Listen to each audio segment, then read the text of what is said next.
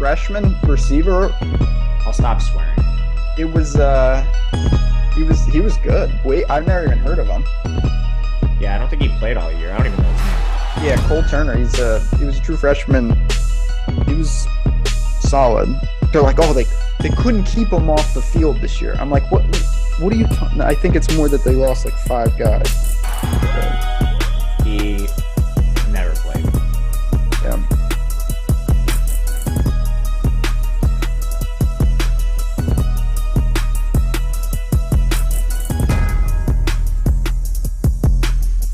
All right, friends, it's been a long year, maybe a short year for some of you. I don't know, but it is the last day of the year here, December 31st. So at Stokastic, what better way to round it out than some college football live before lock presented by No House Advantage? It's been a couple minutes, but I am still Ben Rasa. That is still Matt Gajewski, and we are still here to break down the 4 big-time games that we've got on this slate, including the 2 playoff games. I am feeling much better. Thank everyone who reached out. I had a little COVID action this week, but I am here, sir. You seem to be in good spirits even after the Clemson game. I'm sure you're excited to get into these 4 bowl games today. Yeah, I was asleep during the Clemson game. Oh my God. After Notre Dame played, that game took 5 hours. I had been ready to fall asleep, but it was an accident. Anyway, we have a great slate of games today, and we got to cherish this, man. We don't have a lot left. We really don't, but then college basketball takes center stage, and I love college basketball, but we're going to enjoy every single second of this. Chat, it's always good to see you guys. I want to ask a couple things before we dive into these 4 games, and we're going to talk about all the deals, the promos, the new tools we've got. Everything will be included, don't worry. What did you think of your boys yesterday? They almost blew that game, Buckner, but they did ultimately win the bowl game. Yeah, it was a wild game. I mean, there were a couple of plays that were really pivotal in keeping South Carolina alive. That weird, special teams play sort of where South Carolina came out in the weird formation and they just Notre Dame left the guy completely wide open. They got one of their touchdowns like that, another off a turnover. I thought Notre Dame was ultimately just going to run the ball down South Carolina's throat, and that ended up working. It just took a little bit longer than expected. But with Buckner, man, I don't know what they're doing with him at this point. Sam Hartman coming in. Yeah. I don't know. It's going to be weird. It's going to be weird, but yeah, Sam Hartman is coming in, and it looks like they're going to have to make room for him because he's a damn good player. We're going to also talk about New Year's resolutions in this show as well. We got into that a little before the show, but let's get into it. Let's dive right in, and we can start with the first game. I'm not sure how much time we're going to spend on it. Obviously, we'll dive into everything that you need to know to build your lineups, make your bets, and any other questions that you got, and of course, the props over on No House Advantage, which I'll talk about in a second. But of these 4 games, Iowa and Kentucky, I mean, the sidebar says it all. It's a 31.5 point total. Iowa's a slight favorite here. What in the hell are we doing here? Obviously, each game I'm going to ask you the same question to start. Opt-outs, how big a deal? Who's missing personnel-wise? There's some big ones here, but the game environment says it all. This is the lowest total in college football history, which includes an Armed Forces Bowl every year, includes the Army-Navy game every year, and then generally those teams play Air Force too. So we have a ton of triple option attacks facing each other, and this game comes in with a lower total. Now, these offenses are both pretty slow and methodical to begin with, so not even considering the opt-outs. Kentucky was 129th in pace, Iowa was 98th. But now the reason the total drops even further are the opt-outs you mentioned. No Will Levis for Kentucky, off to the NFL. And then on the Iowa side, we have injuries and transfers. They're down both Spencer Petras and Alex Padilla. And when you're telling me we're starting a 3rd stringer at Iowa who couldn't beat out Padilla or Petras, I'm not sure we should have such high hopes. And if I were the coach, I would consider maybe just running Wildcat and the triple option for the whole game. But they're not going to do that. No, they're not. They should. So I guess we can get rid of one of the quarterbacks right off the bat here, or maybe not. I mean, we only have 8 to choose from. Do you have any interest in Iowa's quarterback? So this Labus character, as I found out recently, that is his name. Some people seem to think he's a little mobile. I went back and I looked at his high school stats. I did not come away with that takeaway. And ultimately for me, it comes down to, like, this guy really couldn't beat out Petras or Padilla. One wrinkle here is Iowa defers to seniority to a fault. So maybe there's a chance he is better and the coaching staff just played their older guys, which they've done a lot in the past. But the total tells us everything. Neither of these teams even have a 17-point total on this slate. And they're both run-heavy teams at that, which probably is exacerbated a little bit by the quarterback struggles. Both teams have pretty good defenses. I just think there's not really much reason to mess around with Labus or the quarterback on the Kentucky side, which, speaking of which, we don't know who it's going to be. Stoops has been talking all week about how he wants to get all three guys snaps, which is a bit concerning to me considering Destin Wade is a highly recruited 4-star. Not sure why they're doing that, but ultimately they've watched him all year. Maybe he just isn't the guy for Kentucky, but it's a mess on both sides. I X'd out both quarterbacks. All right, situations, I guess. We're down to 6. Before we dive into the skill position players, I do want to ask this because I know it's going to come up. We all the time do this show, and normally it's 13 or 14 games, and 99 out of 100 times you say, yeah, you're going to want 2 quarterbacks. We're talking about 4 games here, and we just talked about 2 quarterbacks that you don't have a lot of interest in. Are you still looking to have 2 of the 6 quarterbacks amongst the majority or all of your lineups? Or is this a day where that extra running back or extra wide receiver in that super flex spot is possible? I have 2 quarterbacks in every lineup today. Okay. So you're still doing it. It's just this game is that bad. Yeah, I think you could maybe make an outside argument for it, but we'll get to running backs. There are studs on the slate, but some of them are a little shaky, and we'll talk about why. But you do have some pretty good quarterbacks, as we'll get to as well. And Bryce Young playing kind of solidifies everything for me. But yeah, I'll be playing 2 quarterbacks in all of my lineups personally. For Iowa, we just talked about the quarterback. Talk about the backfield. We'll get to the receivers. We'll get to Kentucky in a second. But this Iowa rushing attack has struggled. This is not the Tyler Goodson, whatever. It doesn't matter. They don't have anyone back there who's had a huge year. Is it more of the same, or with the quarterback change, maybe is there someone who could emerge?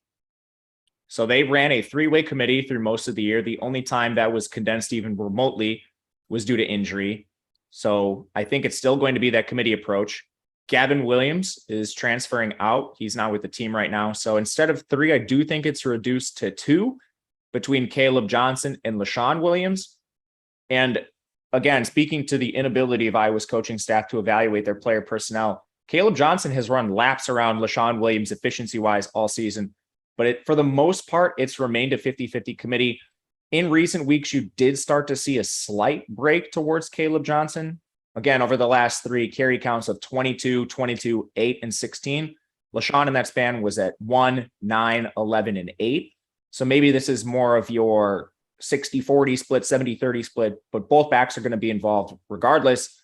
And with this coaching staff being so volatile, I'm actually kind of worried that a guy like Jay-Z and Patterson might see some carries here too. It's a meaningless game. We have no idea what Iowa's going to do with their player personnel. And this is a coaching staff that's taken a ton of heat this offseason. As they should. Correct.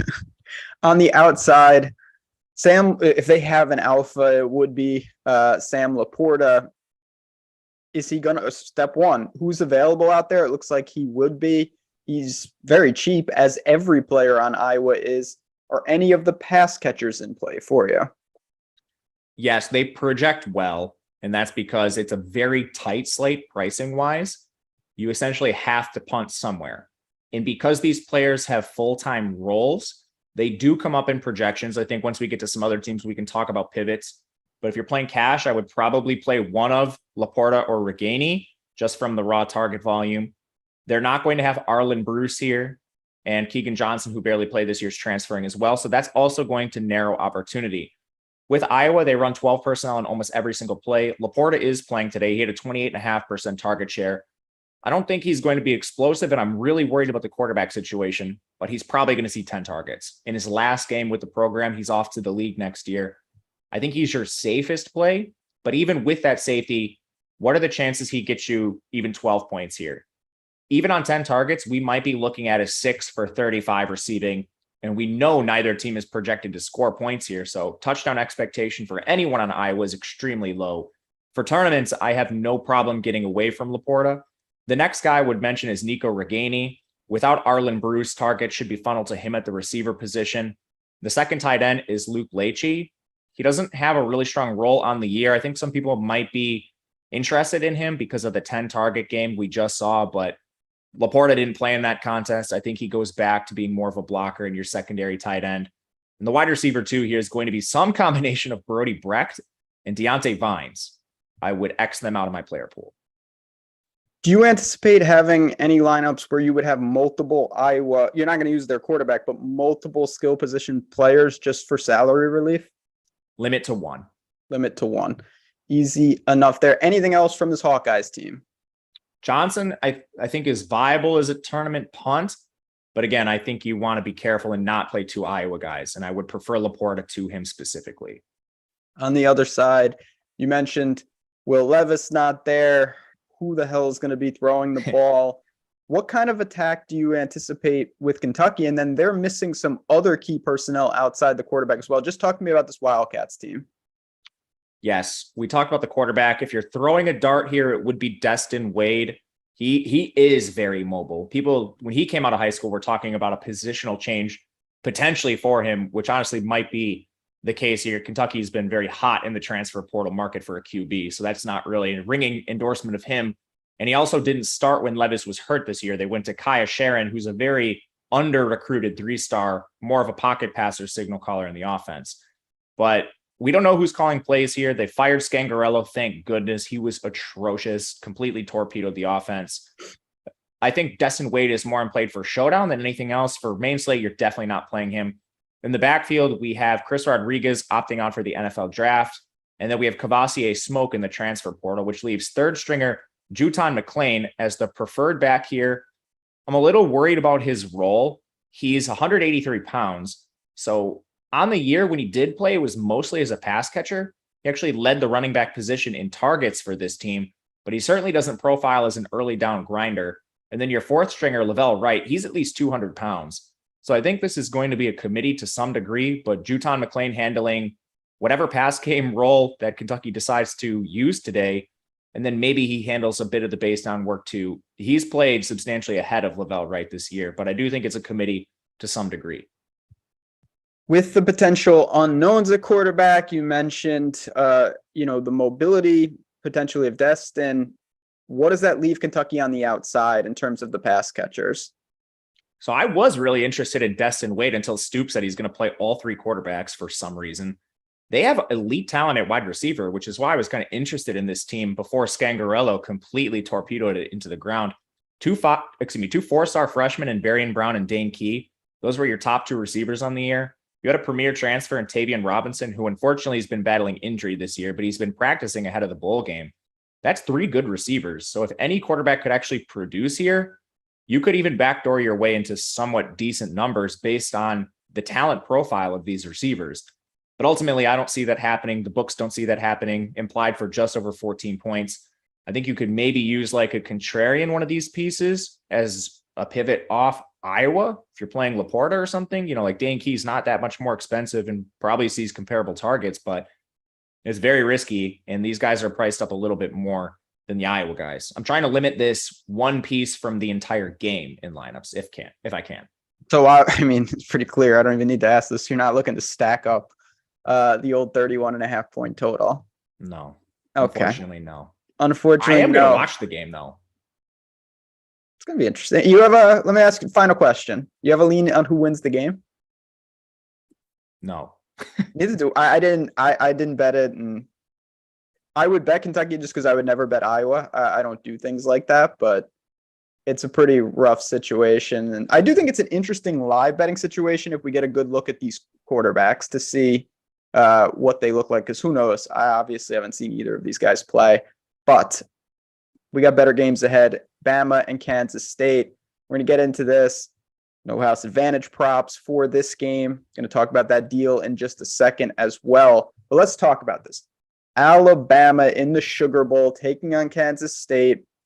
They didn't deserve to be in the playoffs, but obviously a disappointment for them. They've taken money. They're up to 56.5 point total in this spot. The news of, I'm not going to say of all of bowl season, but one of the bigger stories to me is that Bryce Young and Will Anderson are playing in this game. I thought they were probably the 2 most likely opt-outs maybe in the country, and they are here, and they are playing. My first question is, you assume that they're just like Bryce Young, you're playing him without hesitation based on like he could be watching in the second half. You think he's just going to play, correct? I do. I don't know why else he would play. So yeah, he's not like chasing records or anything. I don't think we have a Mo Ibrahim situation on our hands. So yeah, I think he just plays unless the game is a complete blowout, which Vegas doesn't project, which automatically makes Bryce Young near the top of the quarterback rankings. He actually has good mobility. He ran a lot more this year than he ever has in the past, finished with 195 yards. We know what he can do as a passer. 273 per game. The stats took a little bit of a dip considering the players he lost. That makes sense. But ultimately, the ceiling's still there. Goes over 300 yards all the time. No issues. And, like there's this common sort of theme with Kansas State football that this is a slow, methodical team. And historically, they've played that way. This team is 50th in pace this year. Fully intact. I think this has some sneaky over potential with the studs that are playing. He's definitely reasonably priced on top of that. If you want to say that there's one position maybe that did get shaken up for Alabama, it would be wide receiver. They got a multitude of guys who were transferred. It wasn't the best position on that team, and that's putting it mildly to begin with. So we know that Bryce Young is in play. Who is he throwing the ball to, and what type of a personnel do you expect Alabama to really run on the outside today? All right, this is fun. They have a lot of transfers. To start, Trayshawn Holden, he vacates 37 targets. JoJo Earl, who started the year injured, just 14 targets, but his role was pretty clear outside of that. He played a lot for this team. There's a lot of players gone. So ultimately here, you're looking at a spot where I think the starting receivers are going to be Ja'Cory Brooks and Jermaine Burton. And Ja'Cory Brooks is a weird name to mention. His routes have been all over the map this year, as high as 80-90% in some games, then as low as 50%. Most recently, you saw Jermaine Burton not even hit that number in their last game of the year. So I think he's volatile. And then we could speak to their coaching staff's inability to evaluate these receivers. Jermaine Burton has been locked in. His routes haven't been that volatile, between 60 and 70%, 75% for most of the year. But he is the poster child for a receiver that's done nothing with a ton of opportunity here. And he has less receiving yards on the year than Ja'Cory Brooks, despite playing a significant amount more, less targets as well. He's like an Olympic level wind sprinter out there, premier exerciser. So you guys can clearly tell I have a bias against him, and I prefer Ja'Cory Brooks as a 1-for-1 play in the offense. But at the end of the day, he's still probably the number 2 receiver for Bryce Young, so he should be on your radar. The wide receiver 3 is where things get really interesting for this team because of the opt-outs and because of the transfers. Right now, you have Kobe Prentice still with the team. You have Kendrick Law, and you have Isaiah Bond. Bond and Law are 2 highly recruited freshmen for this team that started playing more down the stretch. Neither of them worked into full-time roles, but in the final game of the year, you saw Bond with a 49% route rate, and then you saw Kendrick Law with a 43% route rate. And that had been a trend upward. Like the game prior, Law was at 40%. The game before that, 36%. And this makes sense from an evaluation standpoint. Nick Saban has a lot of really hard decisions to make this offseason. And one of them is, what is he going to do at receiver? It makes sense for him to evaluate his player personnel so then he can attack the portal effectively and see if he needs to get guys to come in here. So I'm expecting a larger role from Bond and Kendrick Law today. Kobe Prentice had kind of been phased out of the offense towards the end of the year, only a 13% route rate in their final game. I think we see a lot of the freshmen, and I think that might even chip into Jermaine Burton and Ja'Cory Brooks, both of whom have been underachievers this year. And these guys also are very cheap. They offer you direct pivots off the Iowa guys. Roles aren't going to be as consistent, but just playing with Bryce Young on a team that has a significantly higher implied team total, there is upside here. A lot more scoring opportunities. These are players I like taking shots on. One other player that we really haven't heard a ton on, but all indications that I've seen is he's playing. And again, how long? I know chat's asking that. We don't know, but the books, Alabama's taken money. I'm operating that these guys are playing all systems go, and that would be Jahmyr Gibbs in the backfield. He's 7,700. This is a guy that can catch the ball when needed. You look at his props right now, you're talking about 22.5 receiving yards and 72.5 rushing yards. So you're talking about 100 total yards upside, at minimum here, easily could eclipse that. What do you expect from Gibbs, and how do you think he factors in today? So he's been very vocal about the bowl game.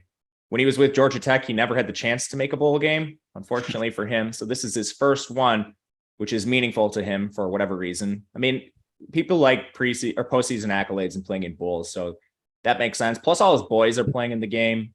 It's not like he's a one-off here. So I'm expecting him to be mostly involved. With that said, he is not the feature back of this team. He will handle a majority of the carries, but Jace McClellan still plays. Roydell Williams still plays. And Jahmyr Gibbs is almost $1,000 more than Donovan Edwards. He's more expensive than Kendre Miller. There's a lot of good backs on this slate. One of them's on the other side of this game. Gibbs does have an excellent pass catching role. Part of the reason why Alabama still had a lot of success through the air was his presence. He took over a lot when the receivers were lacking. So he's a player I'm a little underweight on, and it terrifies me because he has such a clear role, especially in the pass game. The guy had 50 targets this year, nearly 400 receiving yards, but he doesn't play all the snaps. And then if Bama's winning this game pretty clearly, and they're about a touchdown favorite here, at what point do we start to see more Jace McClellan, Roydell Williams? And Alabama has some tough decisions to make in the backfield too, with Jahmyr Gibbs off to the league. Is Jace McClellan the guy, or do they need to portal someone in like they did last year? Because clearly they weren't happy enough with Jace McClellan before they portaled Gibbs. So I think there's a lot at play here. Gibbs is risky, but he's like the scariest fade on the slate. So a couple follow-ups to that. When you do get to Gibbs, are you more inclined to get to Bryce Young in that lineup? I'm building still right now. I registered for 80 lineups, so I got to continue. Ooh. That's the point I'm at right now. I have quite a few without Bryce Young in the lineup just because there's really good quarterback plays, but now I'm working with stacks. And that's the thing. When you use Bryce Young, it's not really that hard to stack him and Gibbs because you could throw Isaiah Bond on there. You could throw Kendrick Law in there, and then you have a really cheap secondary stacking option. So I think it's completely fine. Do you have any Jace McClellan? A little bit. Okay. And I assume with him, you're trying to more isolate. He's not as stack worthy, or you're just going like full onslaught maybe? I mean, he's someone, as you mentioned, he could get some carries, but it's probably in a game script where Bama's playing from ahead. Yeah, to put this bluntly, there's a lot of really good receivers on the slate, and there's good running backs. I think Edwards is your stone lock, but then everyone else is kind of shaky, and it's a really tight slate. So if you could get 10, 12 touches with Jace McClellan, I think that might be better than punting with Juton McClain or Caleb and LaShawn on Iowa. It's closer than I think people are maybe considering here. I don't have a ton of Jace McClellan. He's just like a sprinkle here and there. I'll tell you how much I have. 3%. So 80 lineups, you guys can figure out how much that is. It's not very much. We'll move to Kansas State in 1 second, but friend of the show, Alex Weaver, said, would you play both Bond and Law in the same lineup at first single entry, or is it too risky basically punting twice at wide receiver? Basically the chalk build is going to be punting at least once, probably twice. So think about it this way. If you don't play Michigan's QB, JJ McCarthy, you pay up twice at QB. That takes a lot of salary. We want to play Ohio State's receivers. We want to play Brock Bowers. We want to play Quentin Johnson. Those are all expensive receivers. You have to punt somewhere. So right now it looks like the chalk build is going to be at least one punt, if not two. If you're running Bryce Young, I mean, you could easily play both Alabama cheap receivers, and then the rest of your lineup's probably going to be like Bryce Young, Duggan, Quentin Johnson, 2 elite backs, or like Stroud, Abuka, 2 elite running backs. Like, I don't even think it matters how much those players do individually. If you could get like 20 points combined out of them on some PPR value, having Abuka, Stroud, Duggan, Johnson, whatever your combination of elite stacks are, that could be what gets you there. On the other side, Kansas State, impressive year. They're the only team to beat TCU. They've got Deuce Vaughn. Quarterback has kind of been a mixed bag. So let's start there with the QB situation. Can you play a Kansas State QB? And if you do, what would his name be? So Adrian Martinez is back. The coaching staff is starting Will Howard, but they were kind of cryptic in what they want to do with Adrian Martinez. They said they want to get him involved in some degree. So when they say that, does this mean packages for Adrian Martinez? Does this mean using him and Howard on the field for weird gadget plays? I don't think he's going to be like your prototypical, all right, QB transition or receiver or anything. He's never done that before. But I think that adds some risk to Howard. Howard projects well if you give him 100% of the snaps, but I do not think that's a guarantee here. And there's a lot of risk. Alabama's defense is mostly intact in this spot, so it's by no means an easy matchup for him. With the risk, I think you could pivot over to McCarthy for another cheaper play, or you're just paying up at quarterback So I don't have a ton of interest in this position. If I were playing one, it would be Howard based on his starting designation. Now, I already mentioned Deuce Vaughn. Looks like he's going to give it a go. You've mentioned some of the luxury spends. You might want to get up a QB. We want Edwards. We probably want Marvin Harrison Jr. We're going to talk about all those guys. Where is Deuce Vaughn at flat 7 on DraftKings? And again, pretty reasonably priced over on FanDuel, 8,800. Where is he in the priority list today? He's high. And I think that's largely because his role, awesome for one.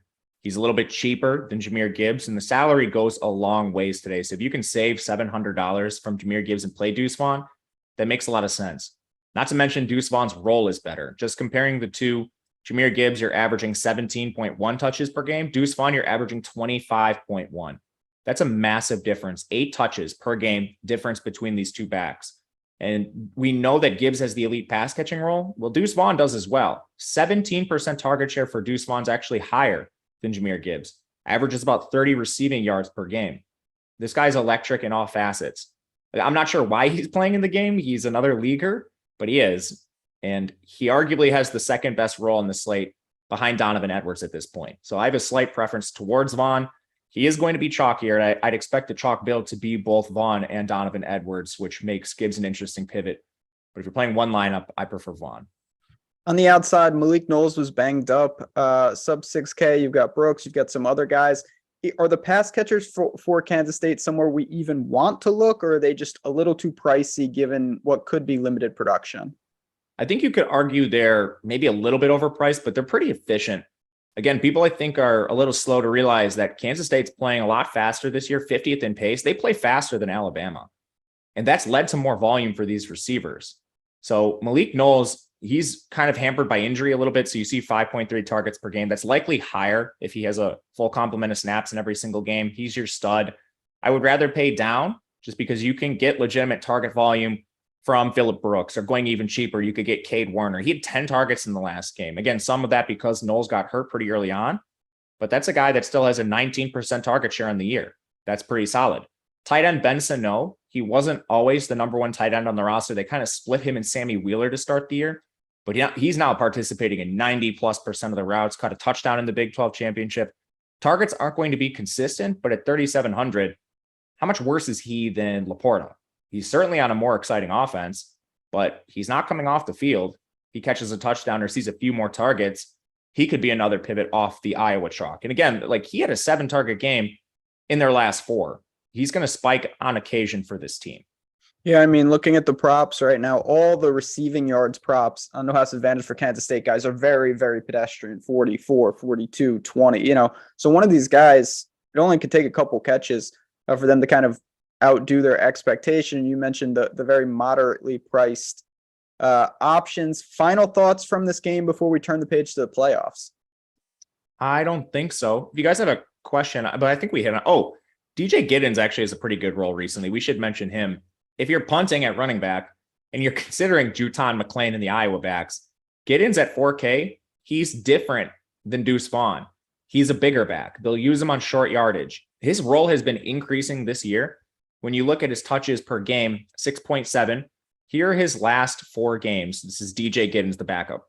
14 touches, 11 touches, 10 touches, then 6 in the Big 12 championship. So again, this game is meaningless. Is he closer to 10? Is he closer to 6? That could be worth a gamble in tournaments.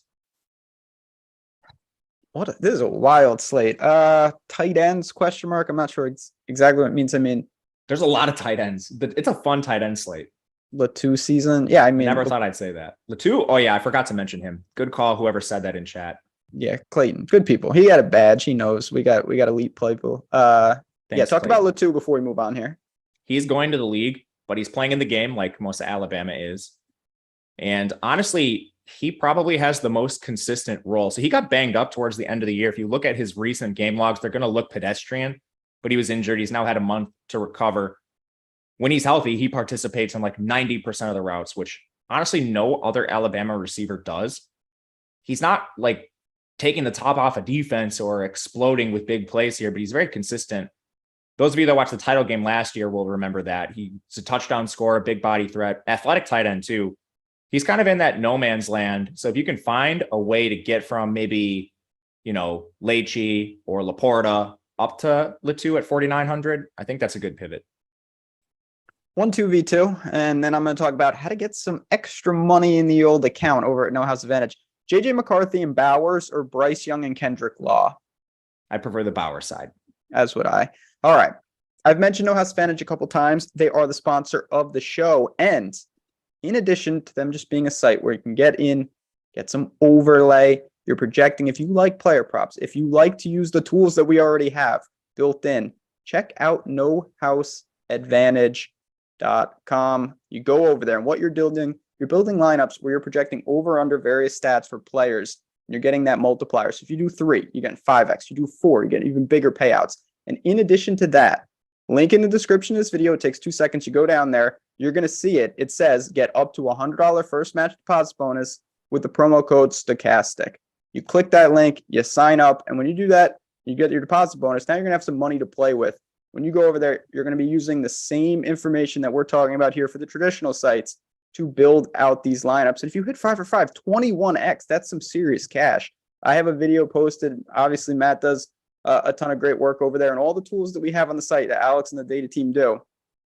It is working for No House Advantage. It's an up-and-coming site, a lot of overlay. And as you see across the top, I love college football, college basketball there, soccer, NBA, NHL, and of course, a ton for NFL every Sunday. If you want to get in the mix, No House Advantage, a great time to do it. And get that $100 when you do it. My man Mike already threw it in there in chat.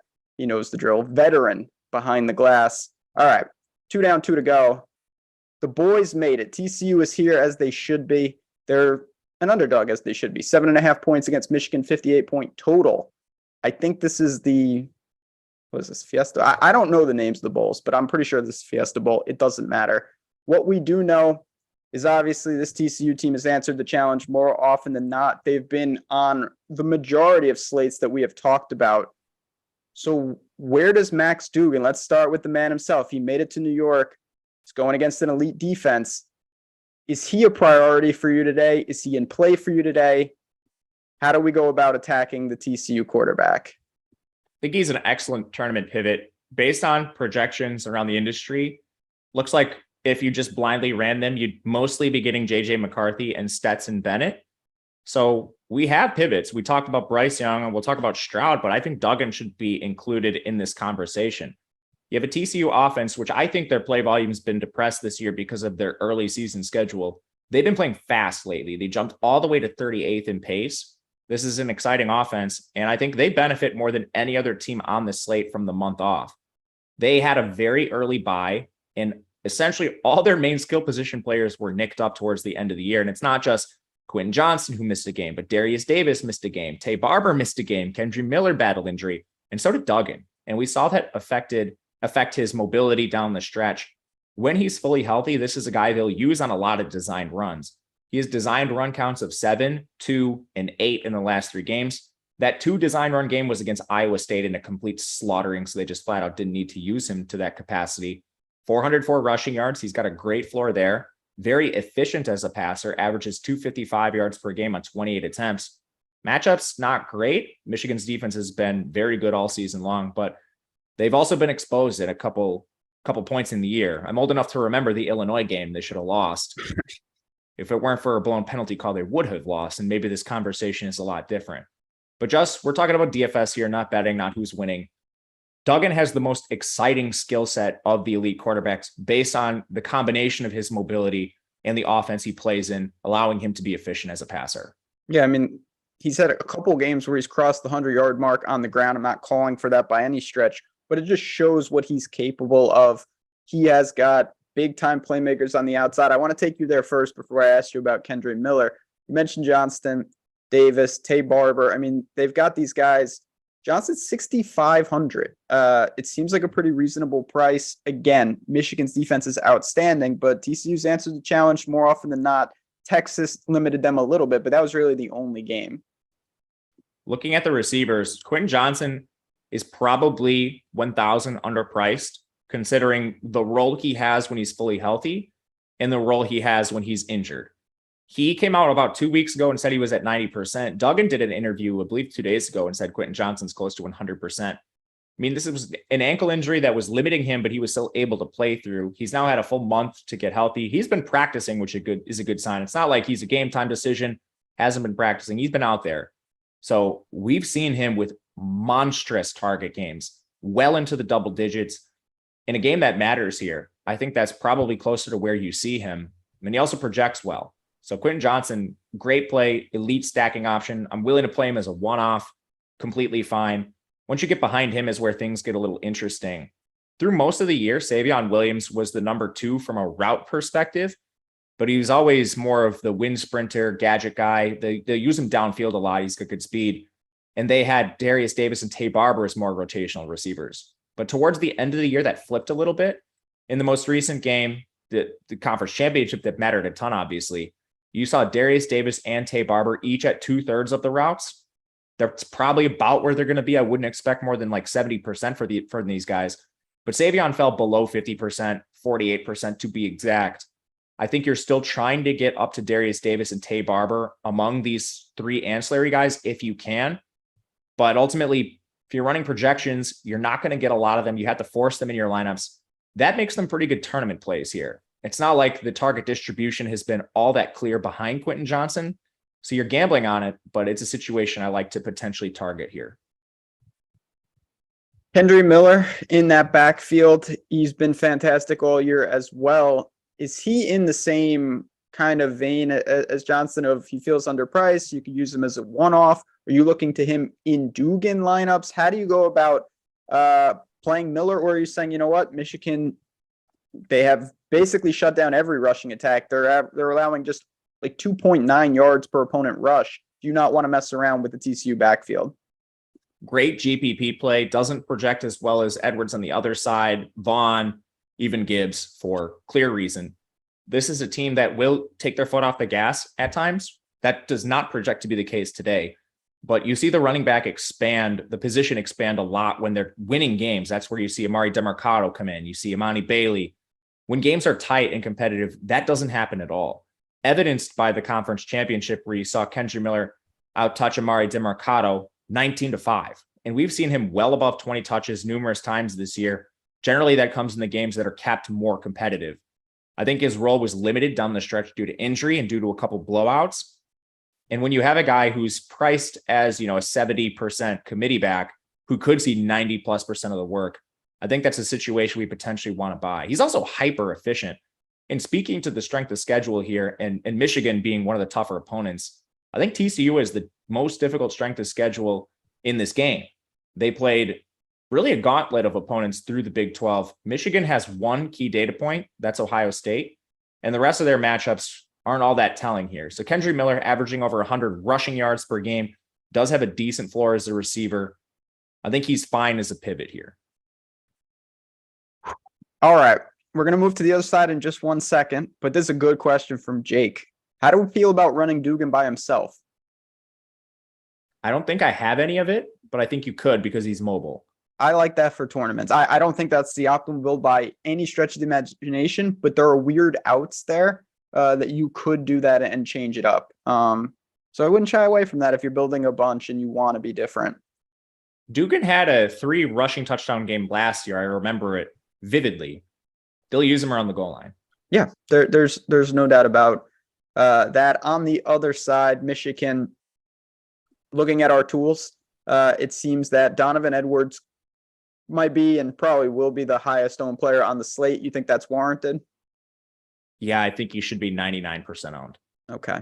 Well, that should make him someone that you might need to get some healthy exposure to. 6,600. I don't even want to talk about him. We know he's a great play. Is Stokes playable? So they moved off of him. They had a player on their roster named Khalil Mullings who'd been playing defense for them for a while. And Michigan's a fun team because they'll do this. It's not always about the position you play. They want to get their best athletes on the field. So he previously played some running back, but they took him off defense and moved him back to running back, carried 8 carries in the Big Ten championship. He's not in the player pool so DraftKings does their player pricing and labeling based on the team's website. So he's still listed as a linebacker over there. because of that, where DraftKings gets their player designations, he doesn't end up in the player pool. So I don't think it's Stokes. I think it's Khalil Mullings. He's on the FanDuel slate, but he's not on DraftKings. Is he playable on FanDuel? Maybe that would probably be a blowout situation. And honestly, I would maybe look at Edwards and Khalil Mullings together in that lineup. Yeah, full onslaught. Okay. But so they did that with, who's the guy? I'll look it up. They had a receiver last year that was pretty good, but they moved him to corner. So this is something Michigan does a lot. JJ McCarthy is taken obviously over their quarterback room, and it seems to have been the right decision. Now Cade McNamara has been banished to Iowa, which is a different situation, but he's sub 6K, 5,900. Clearly you can play him with Edwards. Is it Ronnie Bell as the attachment? Who else for them if you run McCarthy? Because you mentioned he's going to show up as one of the more popular quarterbacks today. How do we construct those type of lineups? It's just based on pricing. So he has a pretty enticing skill set. It's just Michigan is comfortable using him as a game manager. He's really athletic, very mobile, but only 254 yards.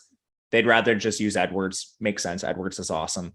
He's actually been decently efficient as a passer. He's kind of streaky here, but he's hard to evaluate because he only attempts 22 passes per game, 183 yards. He's been efficient in spurts, and then other games, he'll leave you frustrated. This is a pricing thing. I don't think you need to stack him because like the lineups you're getting with McCarthy and who the players that are getting jammed around him are the studs. Like you're playing McCarthy to get up to Marvin Harrison, Ibuka, Quentin Johnston, the elite backs. You're not playing him specifically to stack. So if you do run tournaments, I think one thing you could do is stack him. If this is negative game script for Michigan, which it does not project to be, you do have the outs for some of these receivers to get really good volume.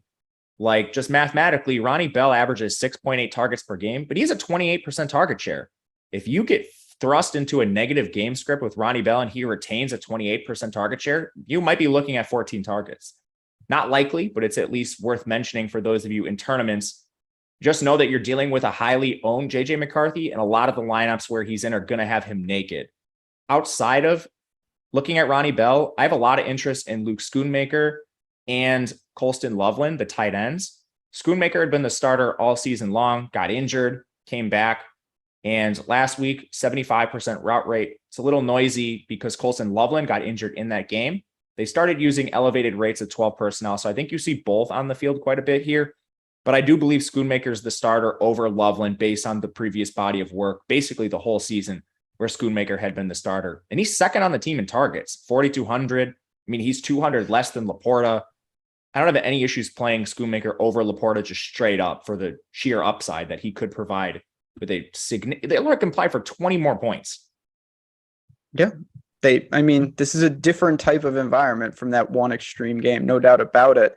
We're going to get to the last game in a second.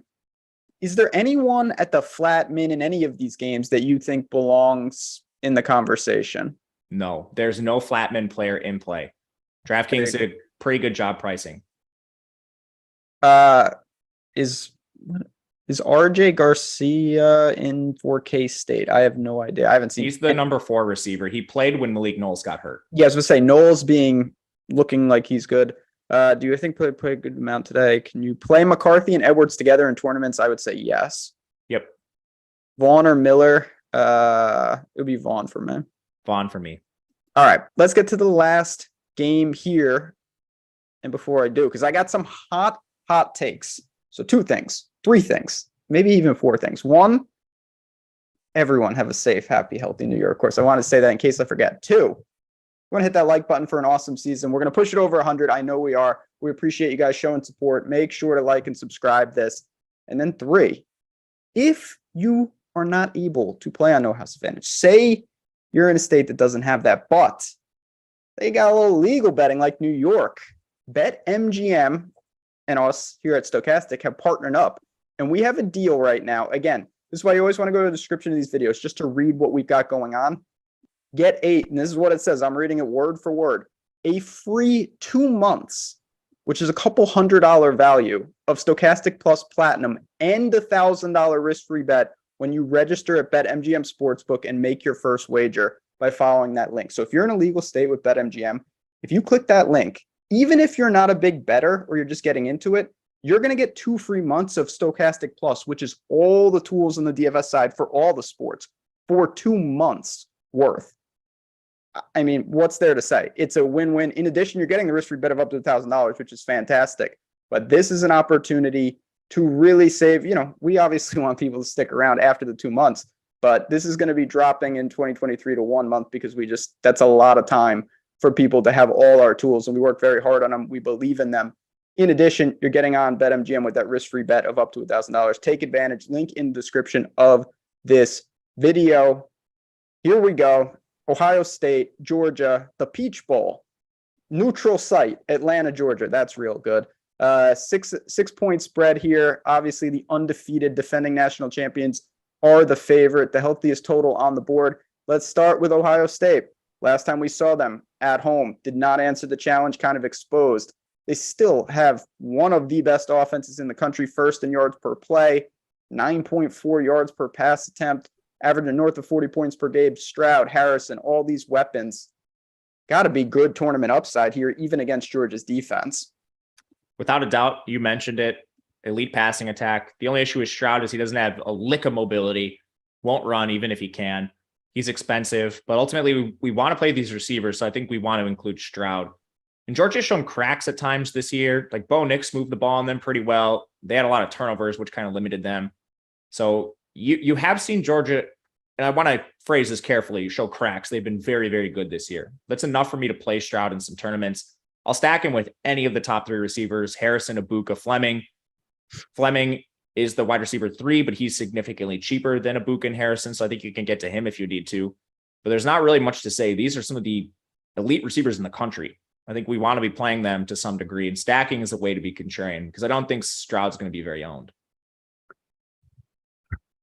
Mayan Williams, Dallas Hayden, is it a committee back there? Obviously, Travion Henderson is not available. You can't really run on Georgia anyway, so is it a situation you don't want to avoid or you want to avoid?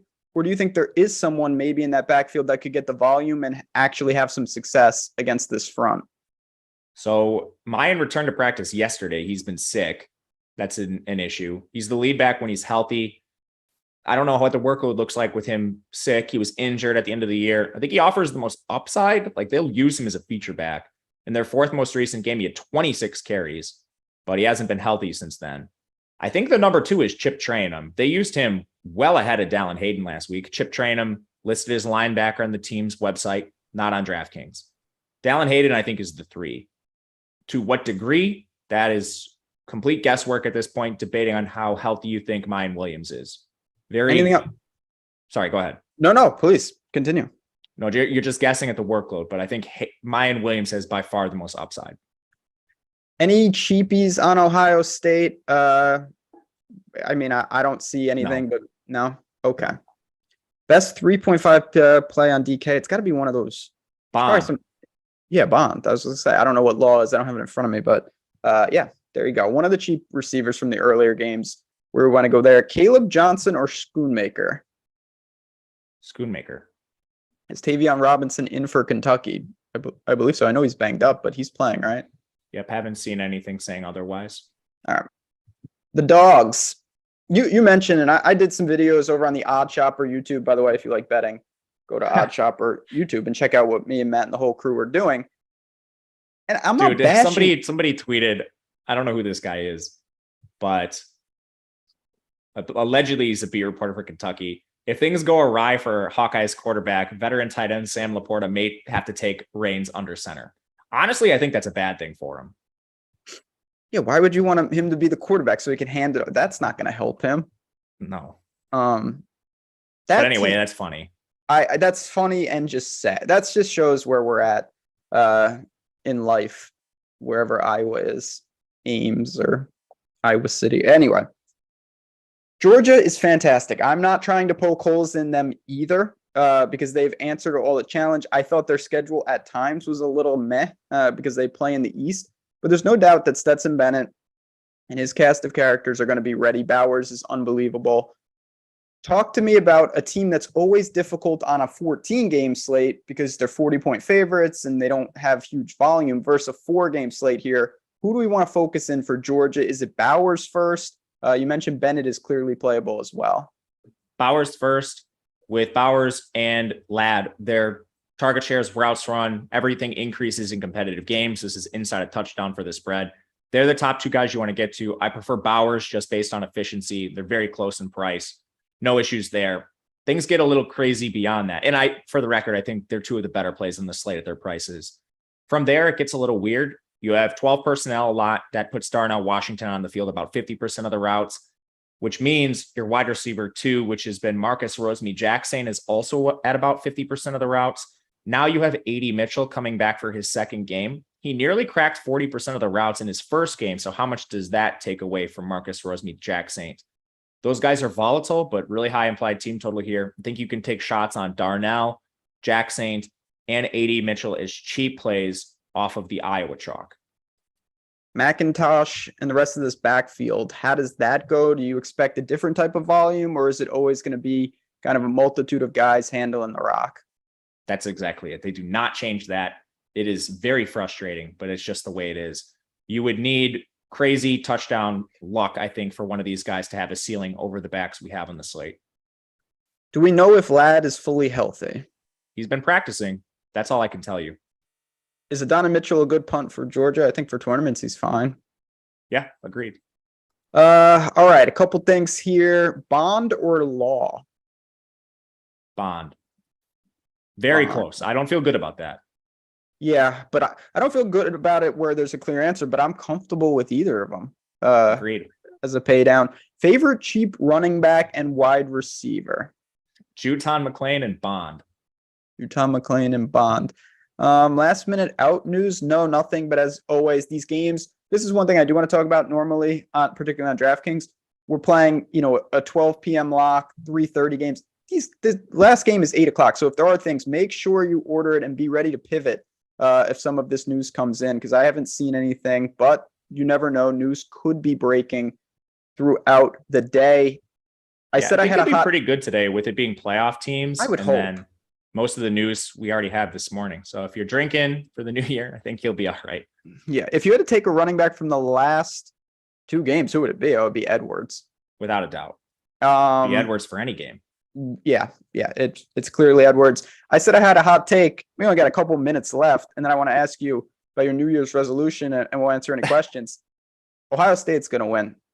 Ohio State is going to win the game. I bet them this morning on the money line, plus 220. Obviously, the price is what put me over the edge. I don't think they're the better team, but I think Ohio State really has a real good chance to go in there and pull a big upset against Georgia. I'm going to bet them too. We talked about this on our. It's never getting to 7 ever. Or betting you. I don't know if I have the stones to take it on the money line, but I'm on the money line. I did it. I'm a coward. Why not humiliate myself one last time in 2022? I get a fresh start tomorrow. Anyway, speaking of that, you said before the show, New Year's resolution had something to do with a sandwich shop. Oh, that's like anytime someone asks me what my New Year's resolution is, I tell them it's going to my favorite sandwich shop more often. And it's called Chiba Hut. Okay. It is a regional sandwich shop. I believe it's in Wisconsin. It's in Denver, San Diego, and a few other places. I'm not sure how they got to those areas, but there's one near you. That place rocks. Where do you have a go-to order? There's a chicken bacon ranch sandwich there that is my favorite. That's a very good order. Favorite cheap wide receiver, 4,400 or less. Let's take a look. I would say it's at 4,400. It's not Laporta. There's a lot of pivots there. I would say Schoonmaker or one of the Bama receivers. I prefer Bond. Yeah, you got some guys. The Georgia guys are there too. It's tough with these Georgia receivers. Yes, I agree. I think there's outside chance that the Alabama guys play more. Yeah, I do as well. I thought that the Alabama transfers is one of the situations that actually is a little exploitable. That was a position they were in the process. You alluded to this earlier in the show of doing that already, and I think they get some of these guys additional looks. The White Widow sandwiches, but okay. That's what it's called. I called it by its chicken bacon ranch because those of you that aren't local, you wouldn't know the name of it. Yeah, I've never heard of this place in my life. They do not have those in New York. I can promise you. Well, when you come to visit, you're going to have one. And I will be doing that for sure now that I'm alive and well. Do I think Gibbs or Vaughn get a full load? Absolutely. I have no reason to think that they don't. Same. And that's how we have to really operate. The Bryce Young, could he be standing on the sidelines? Yeah, he could. But we just don't know. And I don't know how you quantify that. I think you have to operate that if he wanted to do that, he would have just not played. I think so too. Yeah. G-Boat in Arizona is so good. All right. There we go. Friends, I think we're going to put a bow on it. We have done it. It has been a fantastic college football year here at Stokastic, and it's because of you guys.